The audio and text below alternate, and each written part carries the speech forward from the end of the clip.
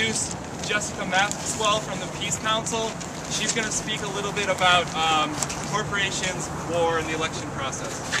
Hi, thanks for coming out today. So we right now, as a federal government, spend 50% of our discretionary budget on the military. Some people call that our defense budget. But I think it has very little to do with defense unless we're talking about the defense of corporate profits and imperialism overseas.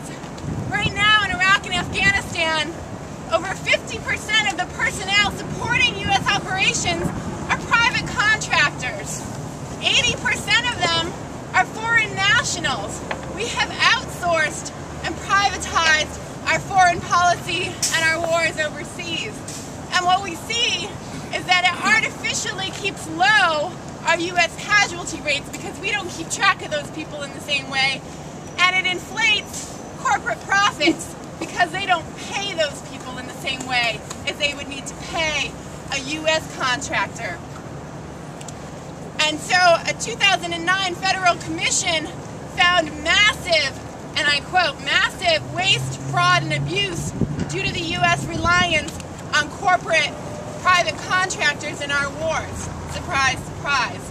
For example, KBR, we paid to build a food service place in Iraq for U.S. troops. We paid them twice for the same food service operation, and that money was never reimbursed. They also received a contract to provide food services in Afghanistan. They outsourced this contract and subcontracted it to a Saudi firm who then hired Pakistanis to do the work for $1.25 an hour. This is work that used to be done by the U.S. military for itself. Now this makes sense if you understand that we don't actually reimburse corporations for their expenses. They justify to the government what they say they need to do a job. We give them that money, and if they can do it cheaper, they keep the savings. It doesn't come back to us.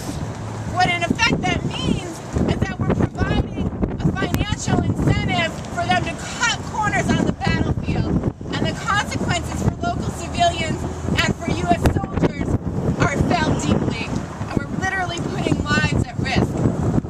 We've spent now $1 trillion on the wars in Iraq and Afghanistan, and for every bomb we drop over there, for every hospital we destroy, for every school we destroy, for every library that's looted, there is a hospital and a school and a library and a home in our own community that's crumbling from neglect.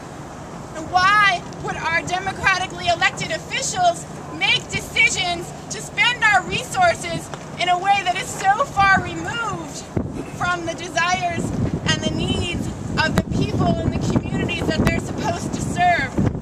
Because they're not serving us. They're serving the corporations who lobby them, who take them out to dinner, and who fund their election campaigns and their re-election campaigns. Defense contractors, military contractors, perhaps more than any other industry, are dependent on government contractors.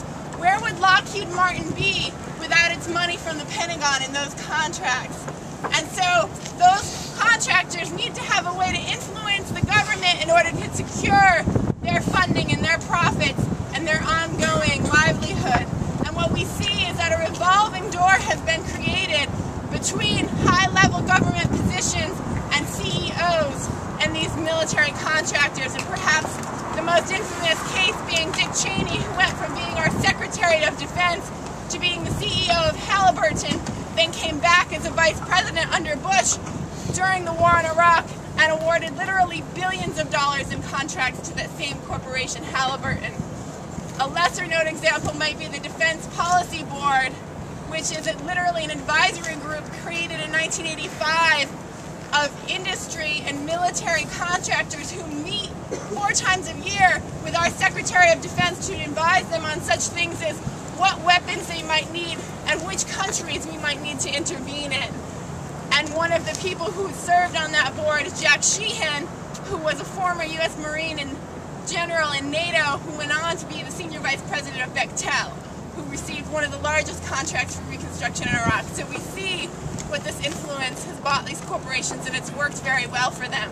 And we, as activists, as peace activists, need need to come together with economic justice and anti-corporate activists to bring these strands together as they have brought their influence together so that we can challenge it. And we need to be working on these connections locally. We need to be at our universities asking the administration whether they have invested their pension funds in military corporate war profiteers. And we need to be challenging our city and asking them the same questions. And I hope that we'll continue to come together and work together to expose these connections and challenge them.